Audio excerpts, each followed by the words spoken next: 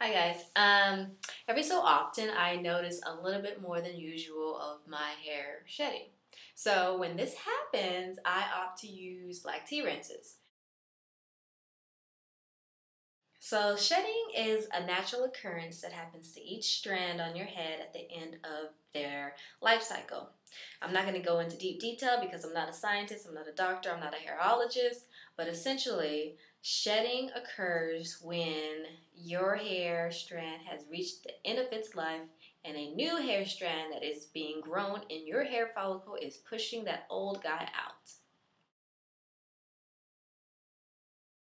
At the start of my hair journey, it was kind of hard for me to tell the difference between shedding and breakage because, if it's not hair on my head, then what is it, shedding or breakage?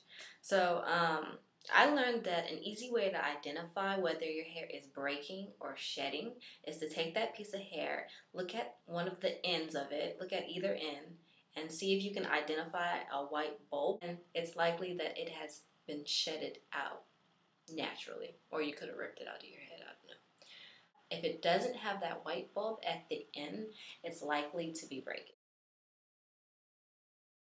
Well, black tea contains a significantly large amount of caffeine, even more than coffee. And caffeine, as studies have shown, can help block out a hormone or a chemical called DHT.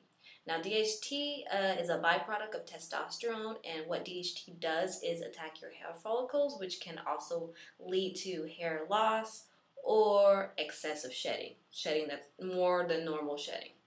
So that's why I use black tea.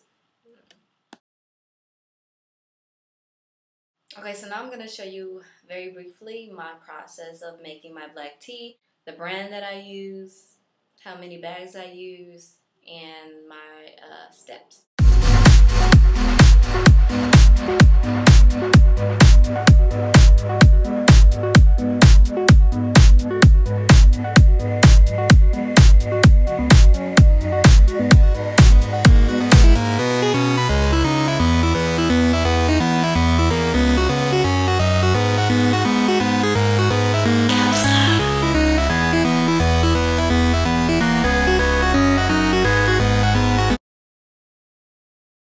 So I usually do black tea rinses the same day that I clarify my hair.